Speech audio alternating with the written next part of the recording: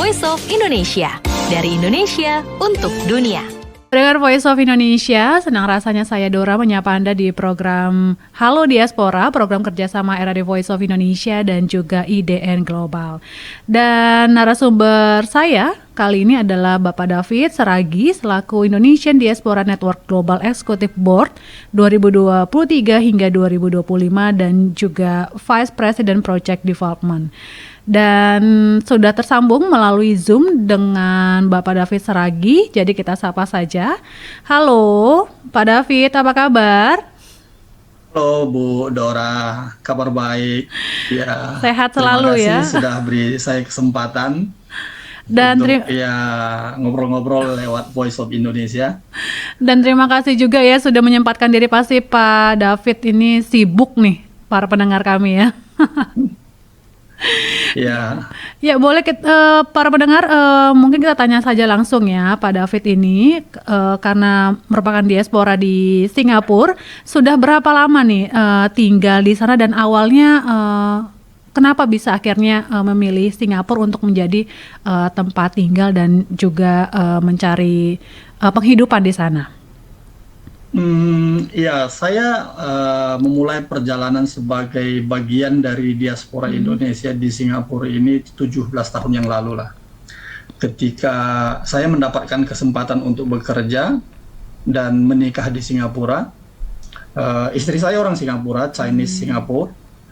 Jadi kegiatan saya sehari-hari di bidang financial advisory, yaitu asuransi dan investasi.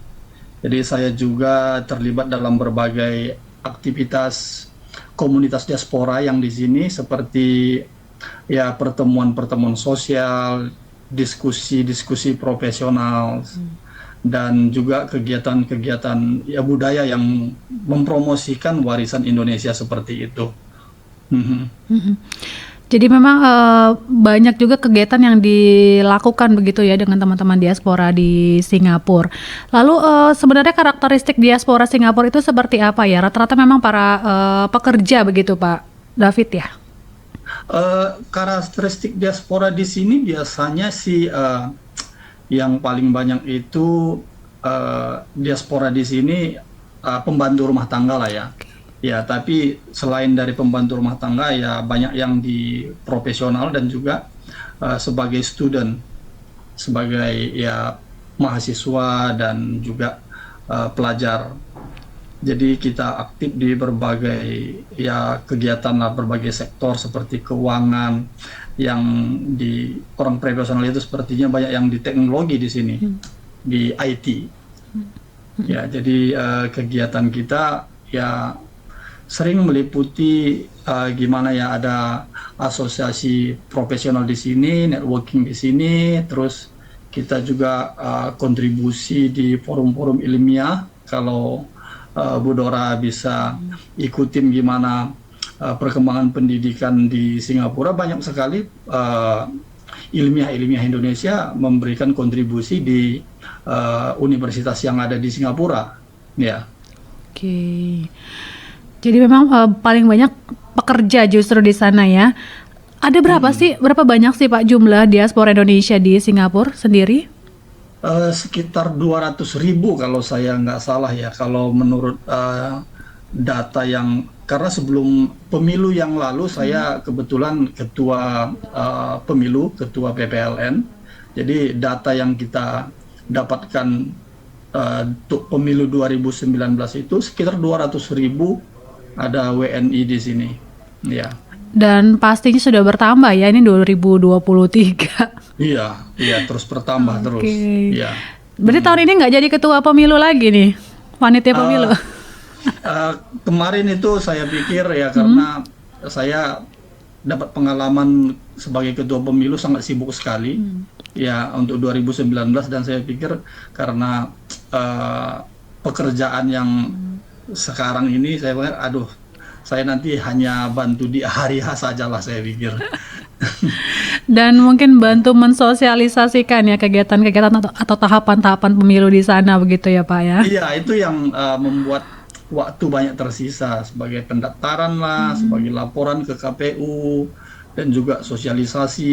Sangat sibuk sekali kalau sebagai tim inti pemilu di sini.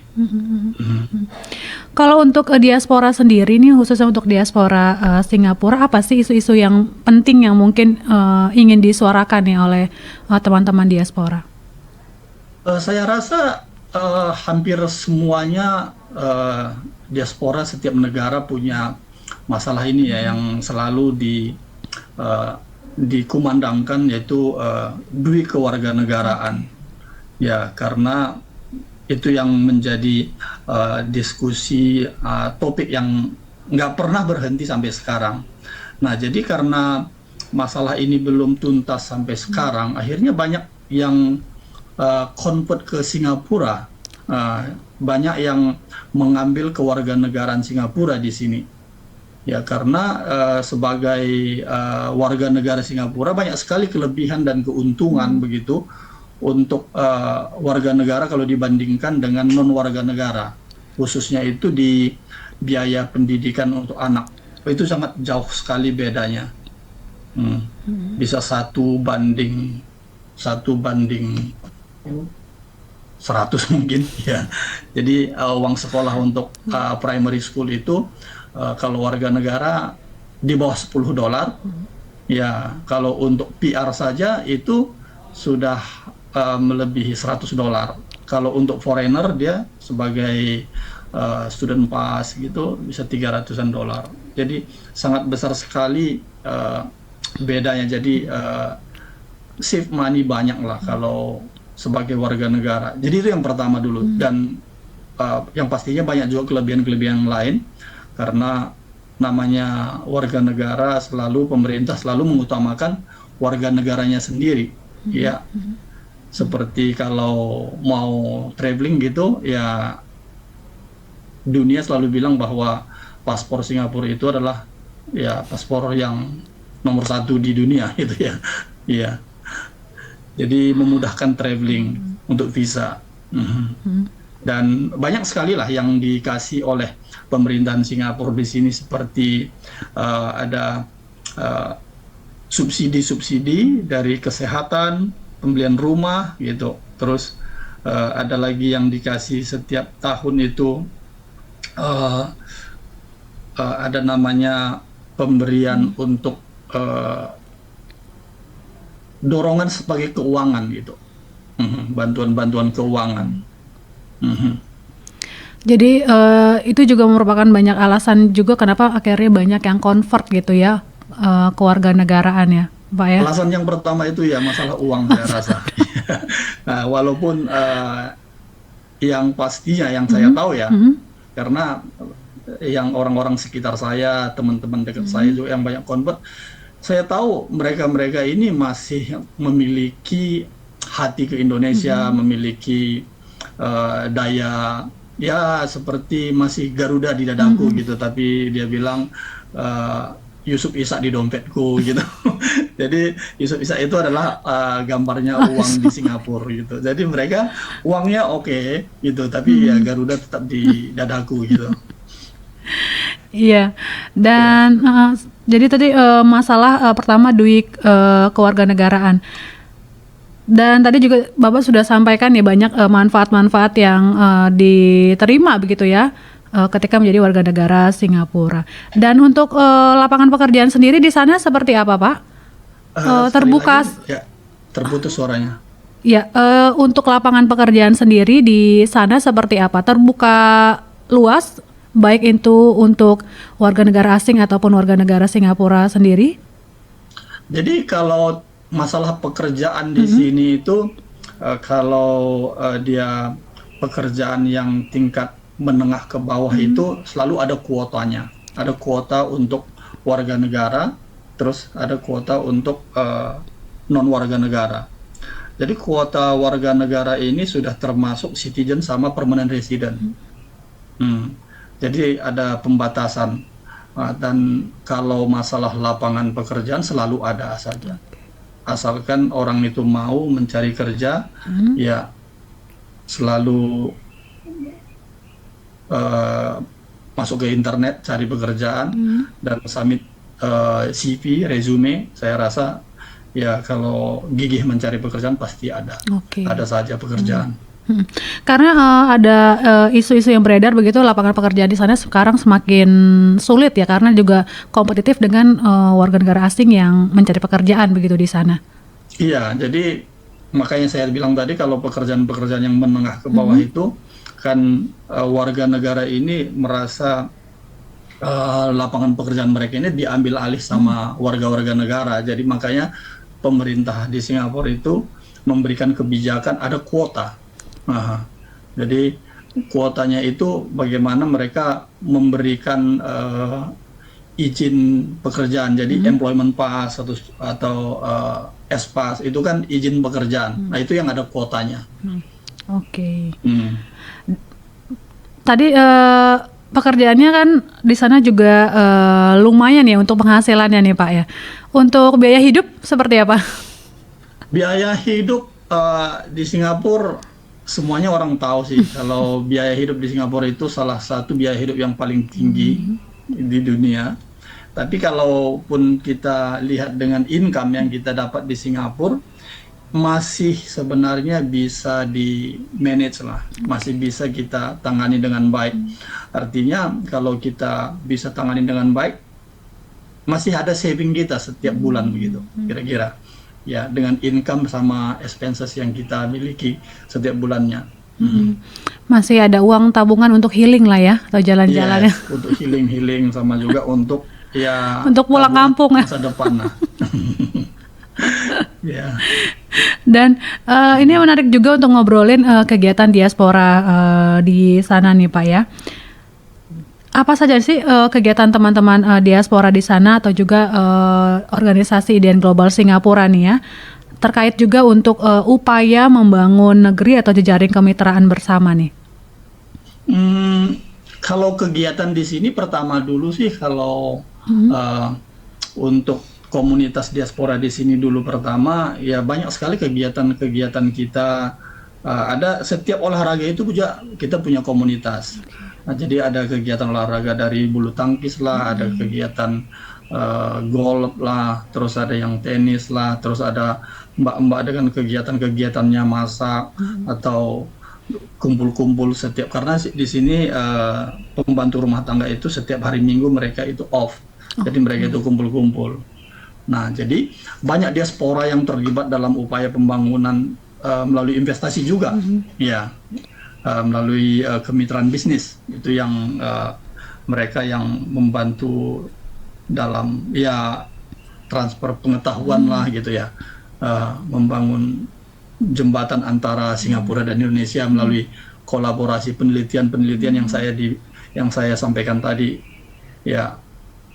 Jadi yang ini sebenarnya yang banyak berkontribusi untuk pembangunan negeri lah yang saya bilang, yaitu menguatkan jejaring kolaborasi Singapura dan Indonesia. Oke. Dan juga mungkin banyak juga diaspora yang membuka bisnis begitu ya, UMKM di sana begitu Pak? Banyak sekali ya, banyak diaspora Indonesia yang memiliki bisnis di Singapura. Karena kemarin sempat juga ya ngobrol juga dengan diaspora Singapura dengan Pak siapa ya, saya lupa. Stefanus? Ya, ngobrolin soal bisnis ya, UMKM juga di sana. Mungkin Pak Stefanus ya, iya. Teman dekat juga. Dia kebetulan banyak sekali dengan networking dengan bisnis-bisnis. Jadi memang banyak kegiatan yang dilakukan oleh teman-teman ya, dan apalagi juga untuk ini transfer ilmu pengetahuan ini penting juga, karena kan memang Singapura juga sudah terkenal juga dengan pendidikannya gitu yang lebih ya baik lah begitu kan. Ini apa saja biasanya kegiatan yang dilakukan? Adakah juga berkolaborasi dengan mungkin kampus di Indonesia atau juga teman-teman mahasiswa di sini Pak? Kolaborasinya dengan maksudnya kolaborasi pendidikan atau kolaborasi tentang bisnis? Pendidikan untuk mahasiswa atau teman-teman di sini. Kalau pendidikan kan setiap tahun itu sebenarnya saya pikir ribuan ya WNI yang belajar di Singapura, dan mereka juga banyak yang dipermudah untuk mendapatkan beasiswa belajar di Singapura. Jadi memang salah satu tujuan belajar begitu di Singapura karena lokasinya juga dekat sekali ya dengan Indonesia dan nggak ribet soal cuaca juga nih. Benar, ya, tidak jauh jarak dengan Indonesia, dan juga kalau pendidikan di Singapura itu ya sudah lebih terstruktur, ya, dan kualitas juga diakui di dunia, saya rasa, ya. Jadi universitas di sini pun adalah top 100, ya, seperti NUS, NTU, SMU. Jadi memang nggak heran lah ya kalau banyak mahasiswa Indonesia yang melanjutkan studinya begitu di sana.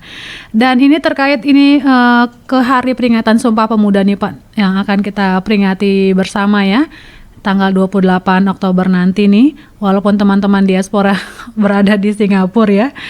Tentunya seperti apa nih ya sikap nasionalisme diaspora Indonesia di sana? Atau adakah kegiatan yang dilakukan bersama-sama untuk peringatan Hari Sumpah Pemuda, Pak? Jelang Hari Sumpah Pemuda ini ya nasionalisme sering dinyatakan dengan kegiatan-kegiatan kita yang menyoroti kebudayaan dan pencapaian-pencapaian Indonesia, ya. Jadi yang kita lakukan di sini ada acara-acara yang berhubungan dengan budaya, diskusi, pertemuan sosial, itu biasanya ada kita lakukan di KBRI. Ada kegiatan-kegiatan yang dimotori oleh KBRI, ya. Jadi saya rasa diaspora di sini memberikan kontribusi positif, ya, kepada Indonesia, meskipun kita tinggal di luar negeri, ya, di luar dari Indonesia, tetap kita memiliki semangat juang, ya, untuk mempertahankan budaya Indonesia. Lalu mau tanya pendapat Bapak aja nih, kan banyak ya yang beranggapan ketika kita sudah convert gitu ke warga negara lain, ini katanya dipertanyakan nih nasionalismenya. Ya. Seperti apa tanggapan Pak David?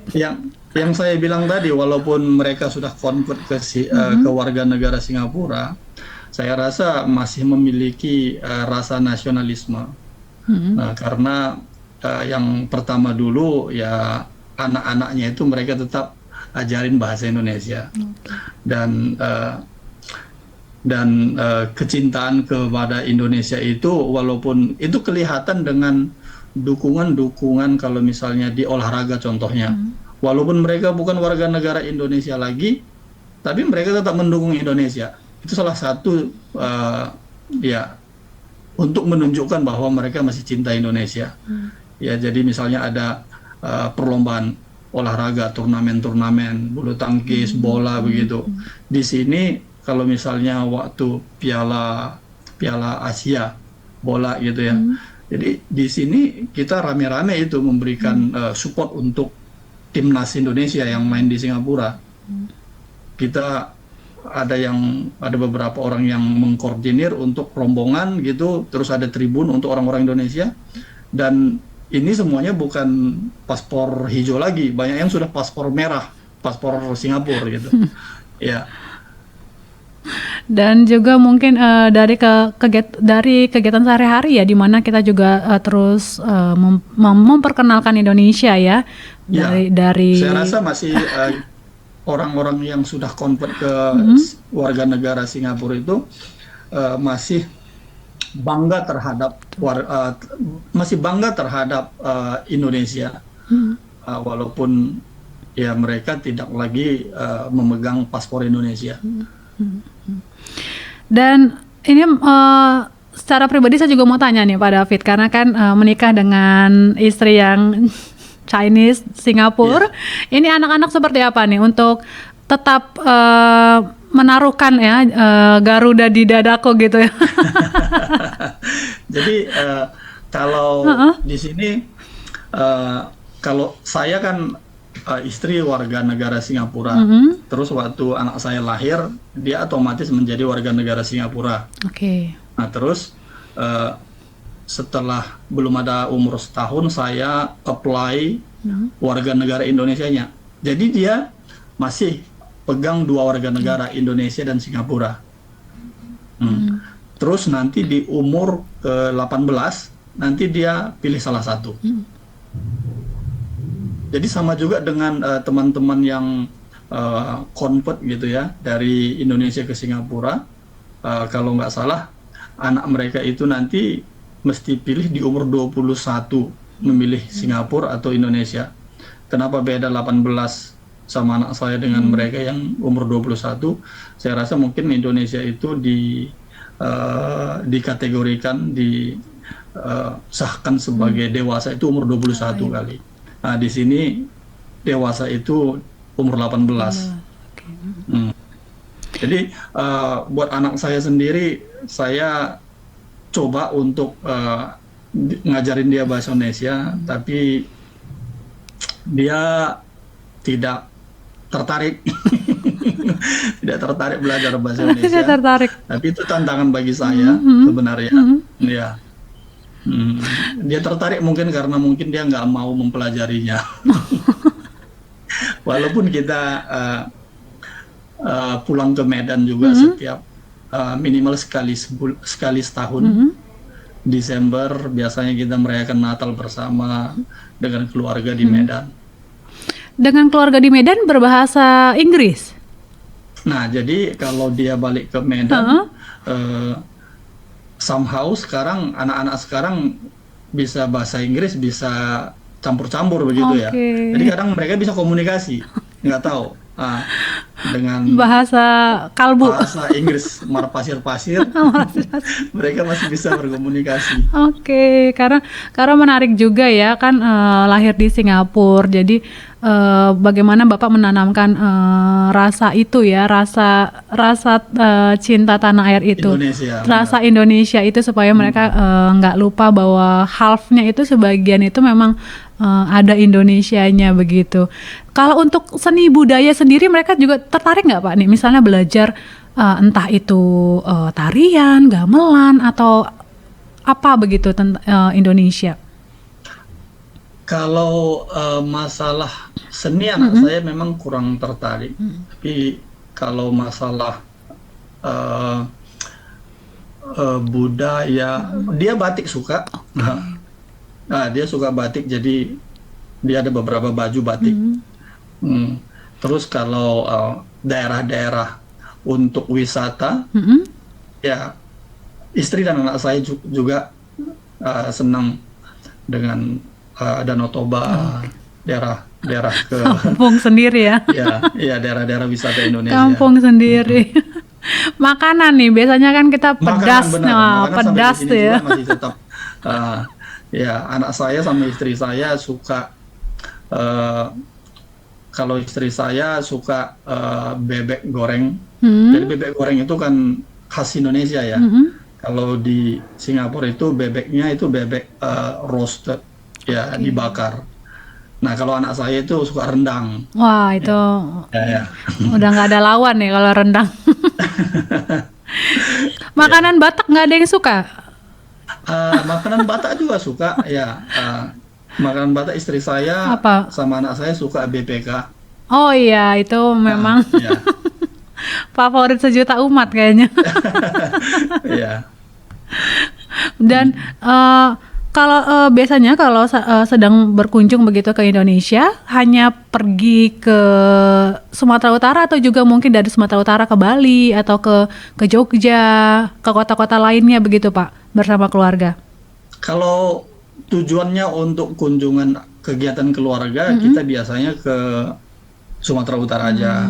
Tapi kalau tujuannya untuk berwisata, ya tujuan wisatanya di mana, seperti ya Bali atau daerah Bandung sekitarnya gitu, ya.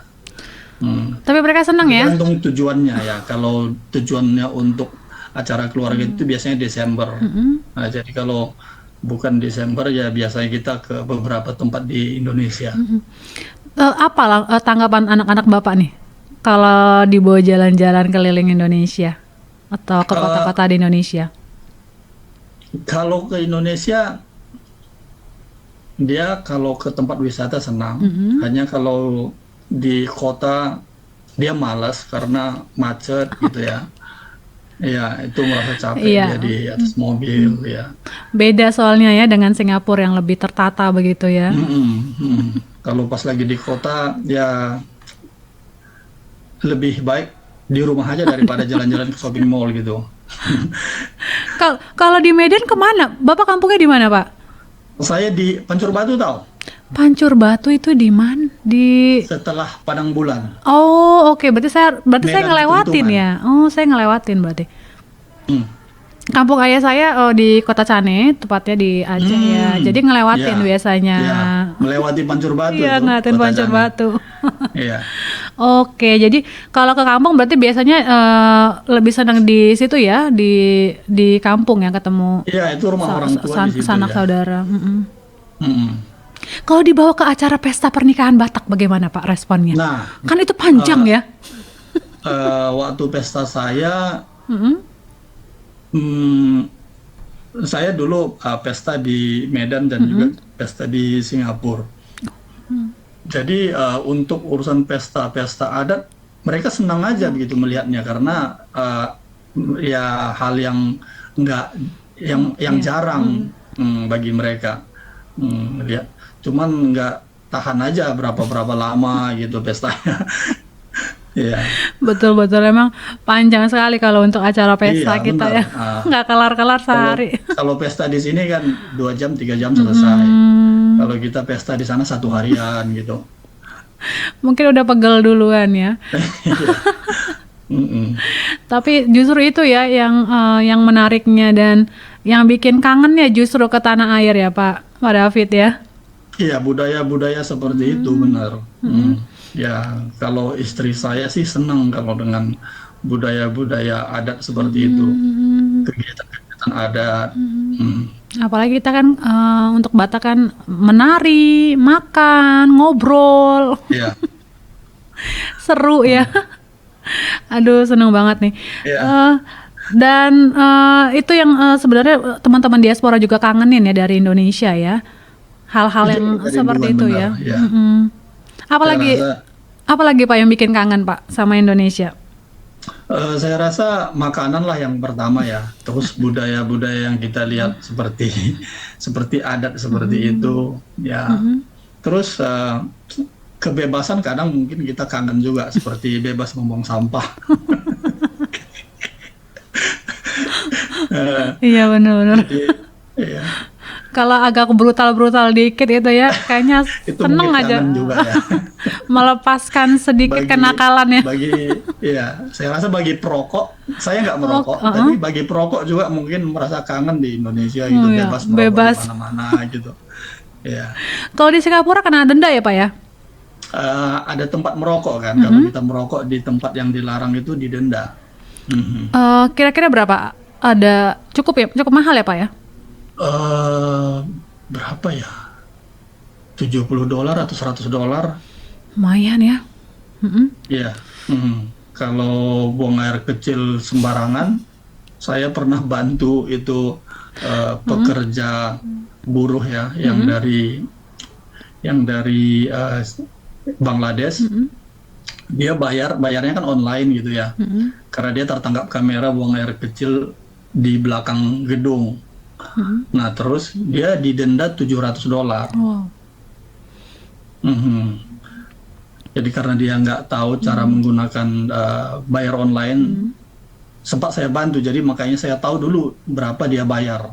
Oke, lumayan ya itu. $700 ya sekitar 7 juta lebih Mm-mm. karena buang air kecil sembarangan aja. Kalau di kampung saya masih banyak tuh Pak. Iya, iya. Toilet kita di kampung Iya. besar ya. Ya di sini toiletnya kecil-kecil. Kecil-kecil ya. Wah, jadi kangen kampung nih ya ngomong sama Pak David nih ya. Iya. Terakhir pulang kampung dari tahun lalu ya Pak ya? Natal tahun lalu ya? Saya terakhir pulang kampung bulan 3 kemarin. Oh, justru baru ya. Iya. Karena masa-masa COVID nggak ada pulang ya. Saya sebenarnya pulang sih bulan tahun 2021 masa COVID. Mhm. Eh, karena urusan keluarga Oke. ya. Bapak sendiri atau bersama keluarga? Karena kan pas COVID pasti sulit ya untuk keluar gitu. Iya, saya sendiri, karena urusan keluarga dan juga protokolnya agak Iya, ketat. betul Jadi sekali. saya sendiri pulang karena memang perlu pulang waktu itu. Ya, setelah itu baru saya pulang lagi. Ya setelah COVID saya 2 kali pulang sudah. Ya, Dan rencana Desember ini akan pulang lagi ya? ya Desember biasanya kita merayakan Natal bersama dengan keluarga. Aduh, kangen nih ketemu opung nih. Iya. Mm-mm. Lalu ini terakhir nih Pak David nih, pesan dan harapan Bapak nih atau juga teman-teman diaspora lainnya nih jelang Sumpah Pemuda yang akan kita peringati nanti nih 28 Oktober. Pesannya gimana ya bagi diaspora Indonesia di Singapura itu ya Hari Sumpah Pemuda adalah pengingat untuk terus menghargai dan mempromosikan warisan dan identitas kita. Ya, jadi harapan kita terus membangun jembatan antara Singapura dan Indonesia dan tetap berkontribusi untuk ya pengetahuan, keahlian kita dan juga berkontribusi ke Indonesianya sendiri. Jadi kita tetap jaga nilai-nilai Indonesia. Ya, kesempatan ini yang bisa gimana ya untuk kan banyak pelajar mahasiswa di sini. Jadi ya supaya generasi muda ini juga tetap berpartisipasi lah untuk Indonesia, untuk melihat masa depan Indonesia itu lebih cerah lagi. Ya, itu yang saya inginkan sih, gimana Indonesia ke depannya. Iya, Jadi Indonesia itu ada di tangan anak muda. betul sekali ya. Apalagi nanti ya 2045 kita Indonesia emas ya, bonus demografi nih ya. Iya, Pak benar. David ya, luar biasa nih. Dan tentunya tetap dinantikan ya kontribusi teman-teman diaspora dimanapun berada, kita harus tetap berkontribusi untuk tanah air. Terima kasih Pak David Saragi untuk waktunya dan salam juga untuk teman-teman diaspora di sana dan keluarga ya. Terima kasih Bu Dora. Salam juga buat teman-teman ya yang di RRI. Iya. Salam buat teman-teman di Indonesia. Terima kasih Pak David. Ya, pendengar Voice of Indonesia, demikian tadi bincang-bincang hangat saya dengan Pak David Saragi selaku Indonesian Diaspora Network Global, Executive Board 2023-2025 dan juga selaku Vice President Project Development dalam program Halo Diaspora kerjasama RRI Voice of Indonesia dan IDN Global. Sampai berjumpa di lain kesempatan, tetap semangat. Voice of Indonesia, dari Indonesia untuk dunia.